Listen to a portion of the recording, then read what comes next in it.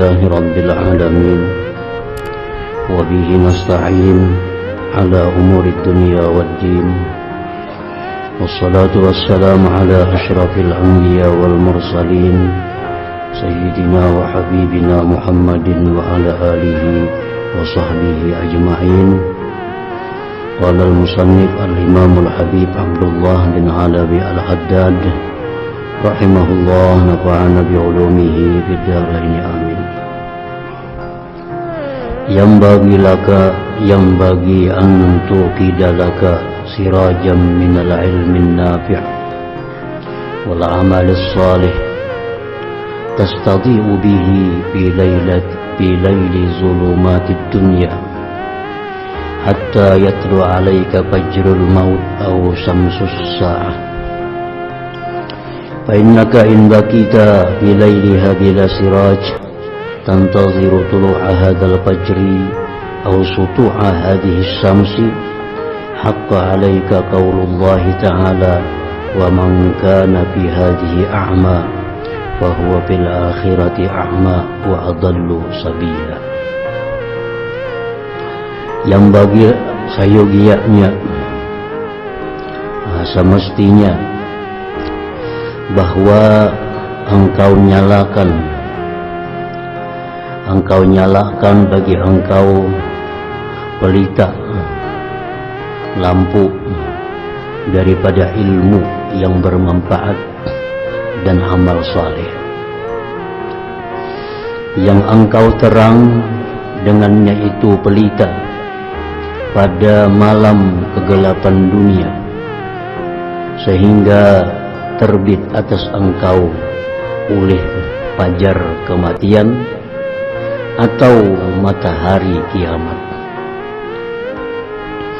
Maka bahwa engkau jikalau kekal engkau pada malam kegelapan dunia dengan tiada pelita, engkau menunggu akan terbitnya ini fajar kematian, au sutu'a hadhihi syamsi atau menunggu terangnya ini matahari kiamat, maka pastilah atas engkau firman Allah Ta'ala,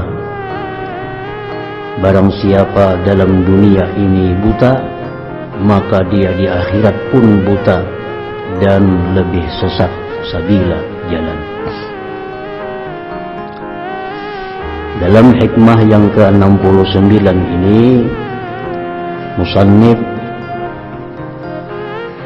menjelaskan kepada kita bahwa di dalam dunia ini yang diumpamakan dengan gelapnya malam, kita mesti menyalakan lampu. Lampu itu seperti dicontohkan, diumpamakan dengan ilmu yang bermanfaat dan amal saleh. Ilmu bermanfaat, amal saleh itu diumpamakan lampu, yang mana dengan lampu itu kita bisa terang melalui malam gelapnya dunia ini, sehingga nantinya datang kita kematian atau hari kiamat. Jika kita dalam dunia ini tidak mempunyai ilmu yang bermanfaat, tidak mempunyai amal saleh, maka kita seperti orang yang berjalan di kegelapan malam tanpa ada lampu, tanpa ada pelita, sehingga engkau menunggu akan kematian atau menunggu hari kiamat. Maka kita akan masuk dalam golongan firman Allah, barang siapa di dunia ini buta, tanpa ilmu, tanpa amal salih, maka di akhirat pun dia lebih buta. Di akhirat pun dia akan buta dan lebih sesat jalannya daripada di dunia ini. Kesimpulan dari hikmah ini adalah bahwa kita mesti hidup di dunia ini mempunyai dua hal. Satu, ilmu nafi', ilmu yang bermanfaat, dan amal saleh. Sebab dengan itu kita bisa di dalam dunia ini berjalan di jalan yang lurus, di jalan yang benar. Karena kalau kita kada punya ilmu, kada punya amal, seperti orang yang berjalan di kegelapan malam tanpa ada lampu, tanpa ada pelita. Jadi diwajibkan kita menuntut ilmu yang bermanfaat dan amal saleh. Tidak ada uzur, tidak ada alasan tidak punya ilmu. Andai kata kita di akhirat beralasan dengan alasan kada tahu, itu justru akan menambah azab bagi kita, bukan dapat keringanan. Kenapa kita melakukan ini? Kada tahu, Bang. Justru menambah siksa. Karena kita hidup di tengah-tengah keramaian banyak ulama. Kita hidup muslim sejak dahulu kala, sehingga kada ada lagi uzur yang bisa diterima Allah kalau kita beralasan dengan alasan kada tahu. Jadi kalau orang misalnya melanggar satu hukum Allah, dia berilmu, dia dapat satu siksa. Siksa apa? Siksa melanggar hukum Allah. Nah, kalau orang melanggar hukum Allah karena kada tahu, dapat dua siksa. Satu, siksa dia kada tahu, meninggalkan menuntut ilmu. Yang kedua, siksa melanggar hukum Allah. Jadi jangan berpikiran baik kada tahu, pada tahu. Mun tahu kada memakai juga baik kada tahu. Justru kalau kita kada tahu, ditambah lagi melakukan pelanggaran karena kada tahu, dapat dua hukuman. Karena kewajiban manusia itu dua, menuntut ilmu dan beramal saleh. Orang yang menuntut ilmu melanggar hukum Allah, dia sudah satu melaksanakan kewajiban menuntut ilmu, tinggal lagi dia kada mengamalkan. Nah, kalau orang kada punya ilmu, dua pelanggaran. Satu, dia melanggar meninggalkan ilmu. Yang kedua, melanggar hukum Allah. Jadi kada ada alasan kenapa ikam sembahyang kayak ini caranya.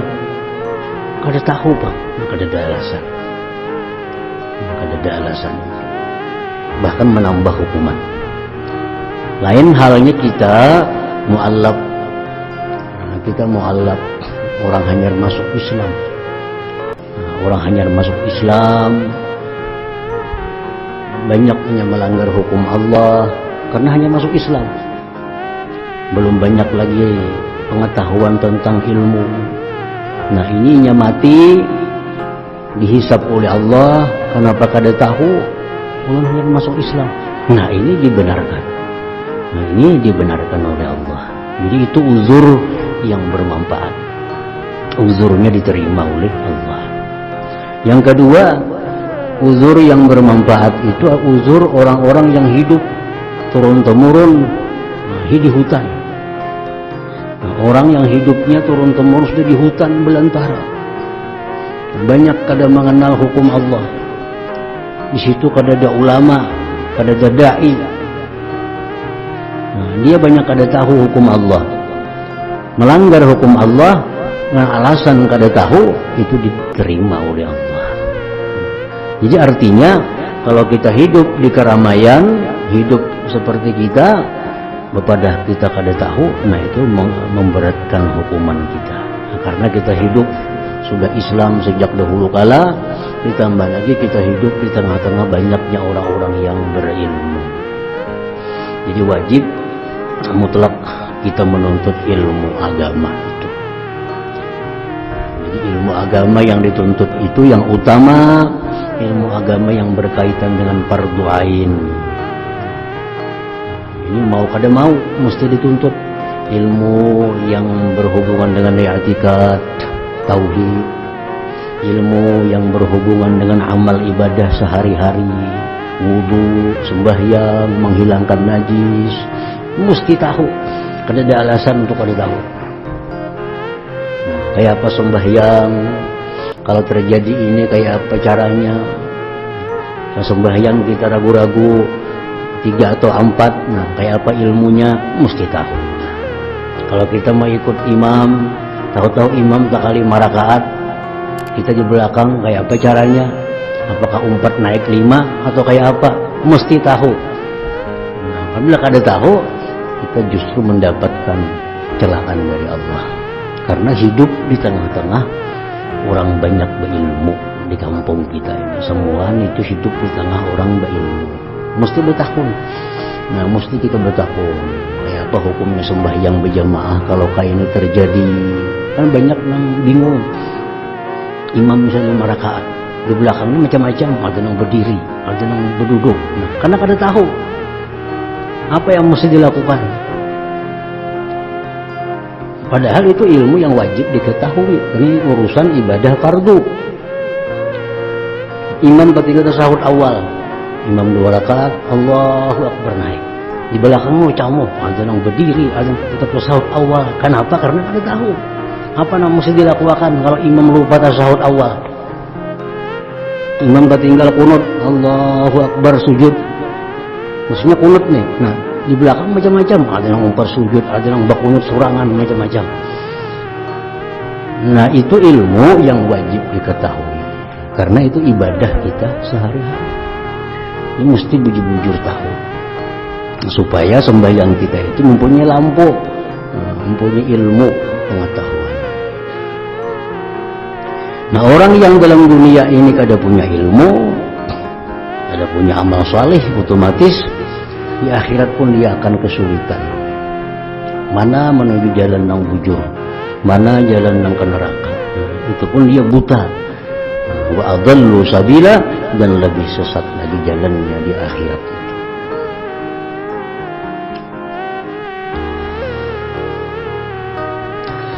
Kafa bin najati minan nari masubatan wa kafa bi hirmanil jannati uqubatan.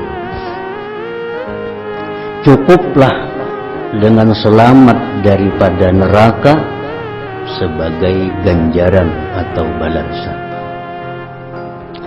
Kita nih misalnya taat kepada Allah, lalu mati kita itu selamat daripada neraka, belum lagi ke surga. Nah, selamat dari neraka itu sudah cukup sebagai ganjaran, sudah luar biasa, sudah luar biasa. Cukup dengan selamat dari neraka itu sebagai balasan. Muka surga itu sudah di luar kisah, apalagi artinya kita misalnya di akhirat diputuskan ke neraka kada, ke surga kada, sudah untung. Kafa bin najati minan nar masubatan wa kafa bi hirmanil jannati uqubatan, dan cukuplah dengan kegagalan masuk surga itu sebagai hukuman. Jadi orang yang gagal masuk surga itu sudah merupakan hukuman. Walaupun dia selamat dari neraka, tapi kada ke surga itu sebagai hukuman sudah sebelumnya. Walaupun dia untung, cuma masih orang yang dihukum. Jadi misalnya di akhirat ini mati ke neraka kada, ya sudah syukur di situ. Cuma kalau kada ke surga itu jadi hukuman jadinya. Karena melihat orang-orang di A'raf itu, dia melihat bagaimana keindahan surga, melihat bagaimana kenikmatan surga, tapi kada kawa ke sana. Nah, dia merasa rugi, merasa jadi hukuman. Begitu melihat ke kiri, neraka, bagaimana pedihnya azab neraka, bagaimana sakitnya siksa. Lalu dia sudah merasa keuntungan. Nah, jadi orang di Arab itu kalau mereka kiri, ya merasa untung. Tapi kalau melihat ke kanan, melihat surga, itu merasa seperti dihukum. Di Arab. Nah, siapa orang-orang di Arab semalam itu? Ialah orang-orang yang mati fisabilillah, tapi dia ada menzalim hamba Allah. Atau dia fisabilillah, tapi dia durhaka kepada orang tuanya. Dengan sebab dia sabilillah, dia haram masuk neraka. Dengan sebab dia menzalim ada orang lain, dia haram ke surga. Lalu di tengah-tengah diandak dia haram. Sebelum akhirnya diputuskan oleh Allah Subhanahu wa ta'ala.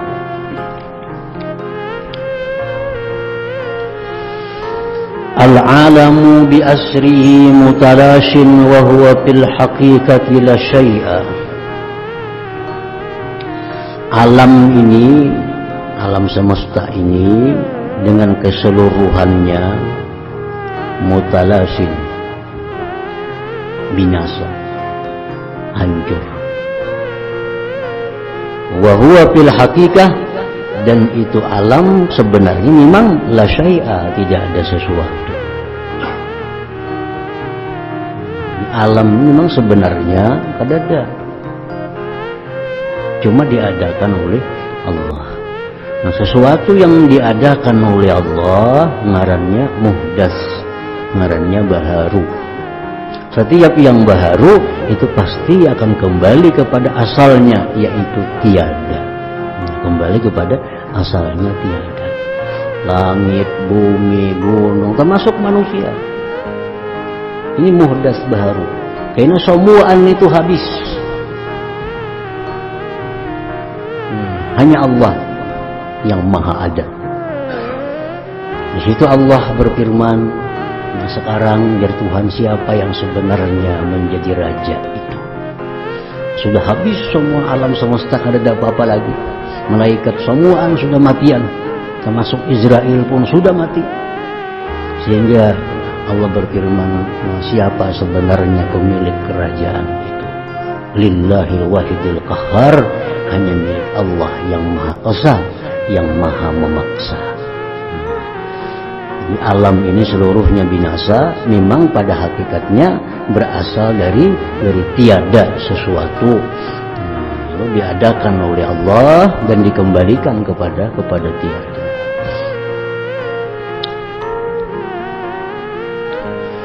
Min rahmati rabbika bika an hajabaka anhu, daripada kasih sayang Tuhan engkau dengan engkau, bahwa dia dinding engkau daripadanya.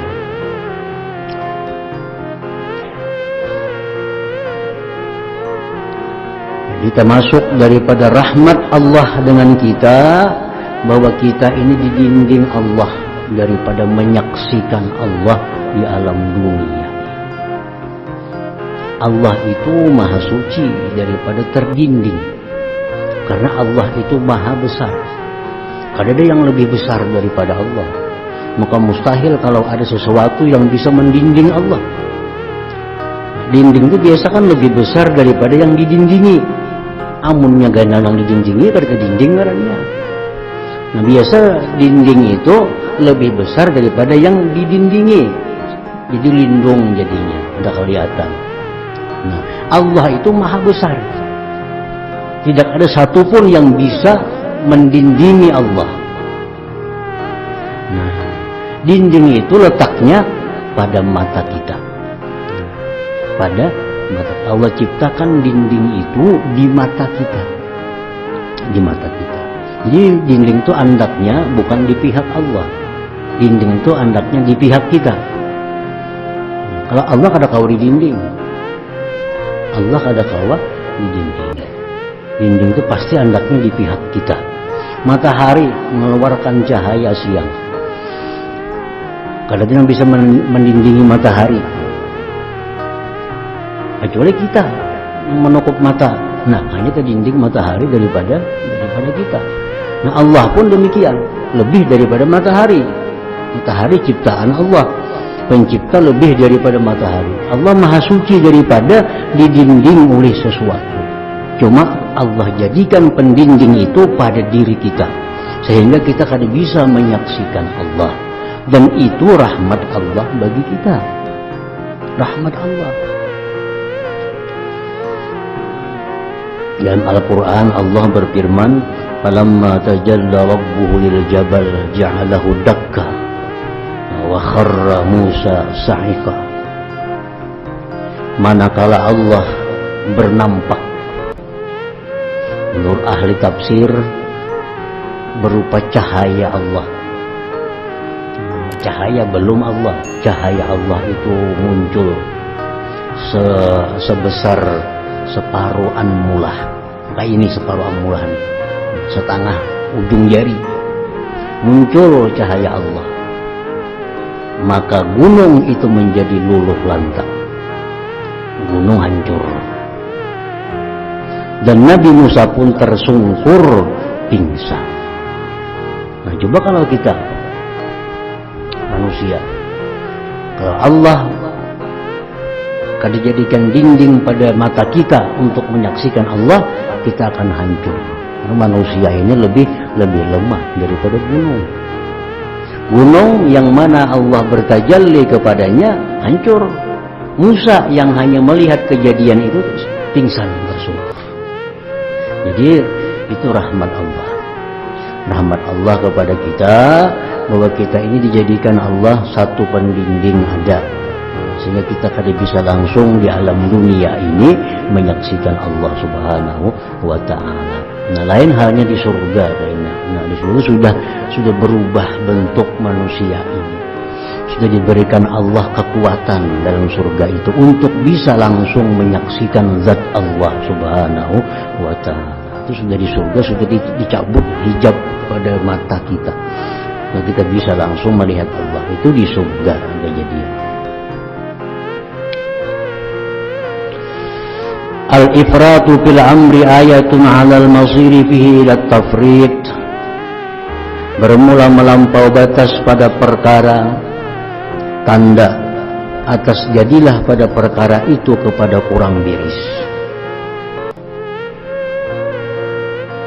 Sudah dijelaskan mirip-mirip dengan ada hikmah yang sebelumnya. Setiap sesuatu yang melampau batas itu kena ujung-ujungnya kita kada biris lagi. Nah, ujung-ujungnya kada biris.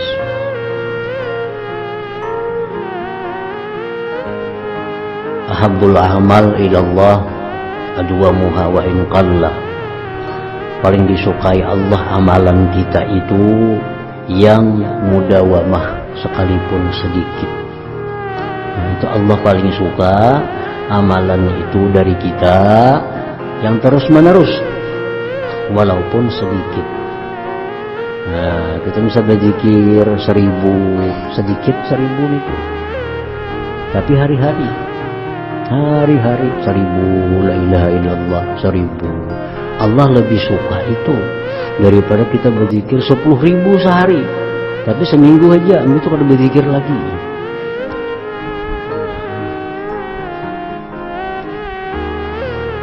Dan zikir yang sedikit tapi terus menerus itu berbekas dalam membersihkan hati kita.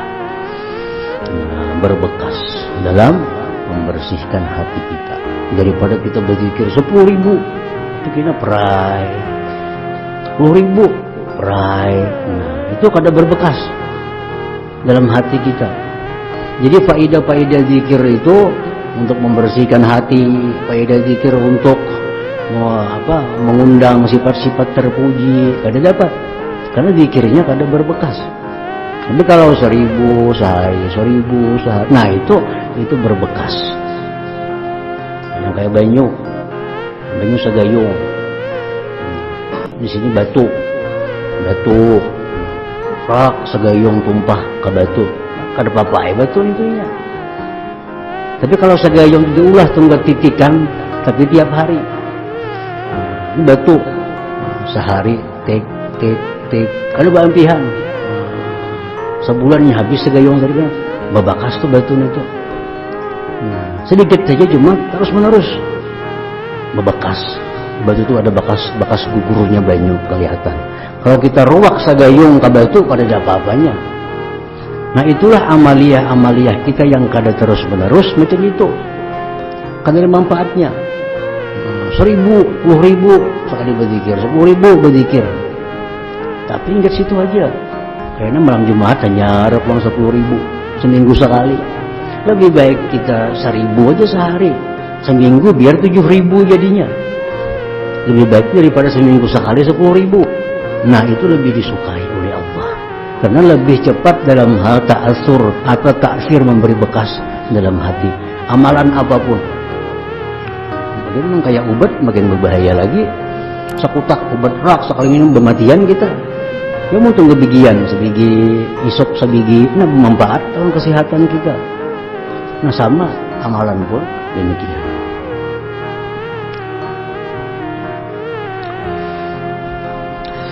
Man madahaka inda ridaihi bima laysa fika, dhammaka la mahalata inda ghadabihi alaika bima laysa fika. Barang siapa yang memuji engkau ketika dia senang dengan engkau, dia puji dengan sesuatu sifat mulia yang tidak ada pada diri engkau, maka dia akan mencela pasti ketika marahnya dia atas engkau dengan sesuatu yang tidak ada pada diri engkau. Sebaliknya arti, orang itu begitu senang lawan kita, ini memuji kita habis-habisan dengan pujian yang sebenarnya kadada pada diri kita. Nah orang yang macam ini potongannya bilanya sarik lawan kita, kayaknya mencela kita dengan sifat-sifat yang sebenarnya kita kada bersifat itu juga. Sama aja balikannya. Nah sama orang yang manjur atar lawan kita, ini orang kita manjur atar juga ke sebelahnya. Kada berbeda, adanya kelakuannya sama aja. Bila ada orang yang manjur atar lawan kita, ini orang akan manjur atar kepada orang yang memusuhi kita. Nah, jadi orang yang memuji kita ketika dia senang dengan kita, dengan puji-pujian yang kada kita miliki, nah kalau dia marah dengan kita, inya pun akan mencela kita dengan sifat-sifat yang kadada pada diri kita. Man madahaka inda ridaihi bima laysa fika, dhammaka la mahalata inda ghadabihi alaika bima laysa fika. Idza anastu min khillin jafaa fala ajfuhu wa in huwa qad jafani walakinni ufariquhu birifkin wa umsiku an tanawulihi lisani. Idza anastu min khillin jafaa, bila aku merasa dari kawanku sesuatu kerenggangan, aku ini merasa direnggangi oleh kawan. Apabila aku merasa direnggangi oleh kawan, maka aku tidak merenggangi dia sekalipun dia telah merenggangi aku, tetapi aku menjauhi dia dengan cara yang lemah lembut, dan aku tahan mulutku daripada menggunjing dia.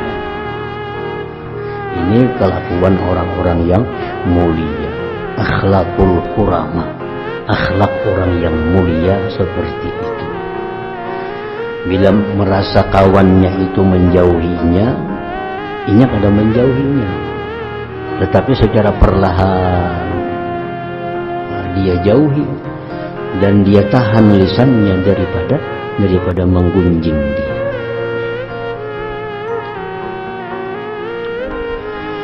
Al-dzikru lillah magnatisul qulub yajzibuha bi khassiyatihi min mawatinil ghaflati ila awalimil ghuyub. Bermula az-dzikru lillah, zikir bagi Allah. Zikir ini sesuatu yang sangat umum. Zikrulillah, baik itu tahlil la ilaha illallah, baik itu tasbih subhanallah, baik itu hauqalah la haula wala quwata illa billah, atau istighfar astaghfirullah, atau apalagi misalnya hasbunallah wa ni'mal wakil, macam-macam, atau baca Quran, atau membaca kitab yang menjelaskan hukum-hukum Allah, atau tafakkur di ayatillah, tafakkur tentang tanda-tanda keagungan Allah, semua itu disebut zikir. Semua dikatakan zikir. Salawat kepada Nabi masuk bagian dari zikir. Az-zikrulillah. Zikir itu magnatisul qulub, besi berani hati.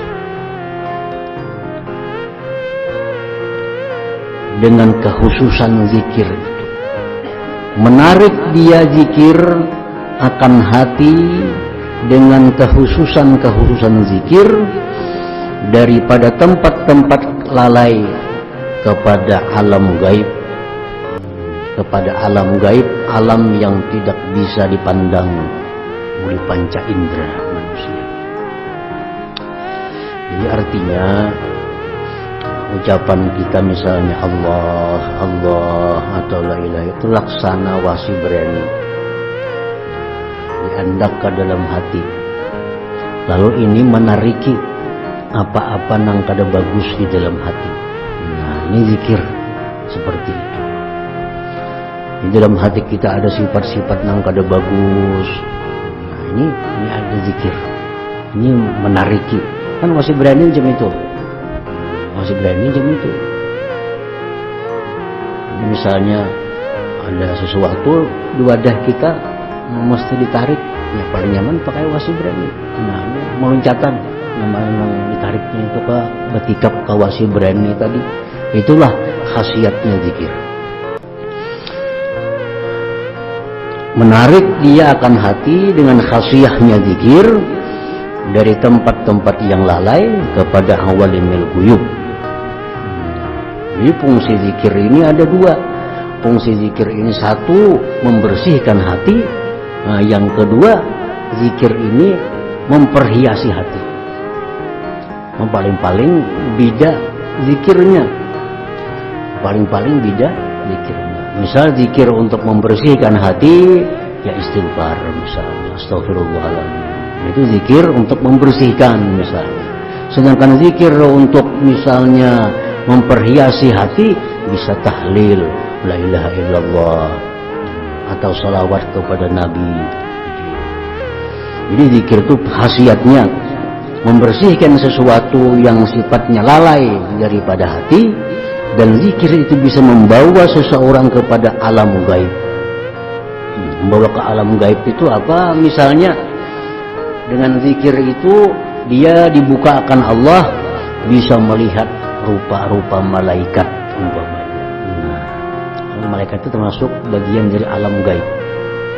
Alam yang kada bisa dijangkau dengan panca indera. Atau dia bisa paham, dia bisa mengerti tasbihnya hewan-hewan. Seperti dikatakan oleh para nabi, oleh para aulia Allah, bahwa kalau burung itu zikirnya ini, kalau ayam itu zikirnya ini, kalau kambing berarti zikirnya ini. Nah, itu yang paham itu akibat daripada orang yang zikirnya banyak. Zikirnya banyak, karena zikir itu tadi bisa membawa kita kepada alam gaib.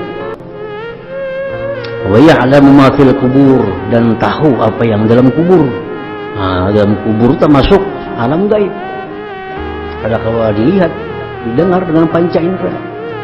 Di kubur ini orang dipukuli, kalau kita mendengarkan kada kawa, karena sudah lain alam, ini alam gaib. Itu mayit begitu diletakkan di kubur, ditutup dengan tanah, sudah pindah alam. Kada alam muluk wasyahadah, sudah masuk kepada alam gaib. Ini kada kawa. Kada kawa lagi mata telinga kita berfungsi. Nah, orang-orang yang banyak zikir ini, dia bisa mengetahui keadaan orang yang dalam kubur, apakah dia sedang dalam kenikmatan atau dia dalam azab Allah. Seperti Nabi SAW, beliau berjalan-jalan di Madinah, lalu melihat ada dua kubur. Nah, Nabi ini yang 2 kubur sedang disiksa dalam kubur. Nabi tahu. Nah, ini sudah masuk dalam awalimil ghuyub. Nah, Nabi ini 2 kubur ini disiksa nih, disiksa. Lalu disuruh Nabi sahabat mencari pelapah kurma yang masih hijau. Nah, dibelah Nabi pelapah kurma, diandak suruh kasih ini sebuting, kasih ini sebuting. Nah, Nabi ini pelapah kurma akan meringankan azab 2 orang di dalam kubur ini. Karena ini pelapah kurma yang masih hidup itu ada tasbihnya, ada zikirnya. Sehingga dengan zikir itu turun rahmat Allah Subhanahu wa ta'ala. Nah, oleh para ulama ahlu sunnah wal jamaah, kalau kita dikubur siapapun, kita baca Quran, baca sholawat. Nah, itu dalam kubur ini nyaman, dapat rahmat. Walaupun kita kada bertuju untuk roh ini sekalipun, kita bisa dihadap di muka kubur kuitan kita atau siapa, kita bacakan Yasin. Walaupun baca Yasin wara, kada ada doa apa-apa. Nah, dalam kubur sudah dapat rahmat Allah. Karena bacaan Yasin kita di atas kubur itu. Mereka mengambil dalil dari pelapah kurma tadi. Nah, itu yang dipahami dan diamalkan oleh ulama-ulama Ahlussunnah wal Jamaah. Artinya pelapah kurma aja bertasbih, nang kita kadang mendengar tasbihnya bermanfaat lawan dalam kubur, apalagi manusia. Nang kawa didengar bacaan Qur'annya, kawa dilihat orangnya, pasti lebih lagi akan bermanfaat kepada di alam kubur. Jadi kalau di kubur itu kita kada perlu, artinya kada disyaratkan doa. Cukup kita baca Quran di kubur, sudah sampai dah ke orang yang di bawah kubur itu apa rahmat yang kita baca itu. Lain hal di rumah. Nah, kalau kita baca Quran di rumah, hendak menghadiahkan pahalanya ke orang yang di kubur, nah itu perlu doa. Berdoa, maka ya Allah, dengan kemurahan Engkau, dengan rahmat Engkau, pahala yang hamba baca daripada Quran ini mohon disampaikan kepada roh Fulan bin Fulan. Nah, itu kalau kita baca di rumah. Kalau kita baca di rumah, kada sampai ke kubur sana. Nah, tapi kalau kita dengan doa, nah bisa sampai. Nah, jadi lain itu keistimewaannya orang membaca Quran di atas kubur dengan orang yang hanya sekedar di rumah mengiring. Orang baca Quran di atas kubur, zikir di atas kubur, salawat di atas kubur, langsung masuk ke kubur rahmatnya, walaupun tanpa ada doa apa-apa. Kalau di rumah, nah tuntung baca Quran, tuntung Yasin, berdoa, maka ya Allah sampaikanlah dengan kemurahan Engkau pahala Yasin ini kepada roh Fulan bin Fulan. Nah, itu akan disampaikan oleh Allah Subhanahu wa ta'ala. Nah, jadi zikir itu banyak mempunyai fungsi. Antara lain fungsinya menghilangkan sifat-sifat yang kada baik dalam hati, dan juga bisa membawa kita kepada awalimil ghuyub, kepada alam yang gaib tadi. Nah, dari situ la yatma'u bi bulughil amal wal afkar. Ya hadratin Nabi sallallahu alaihi wasallam al-Fatihah.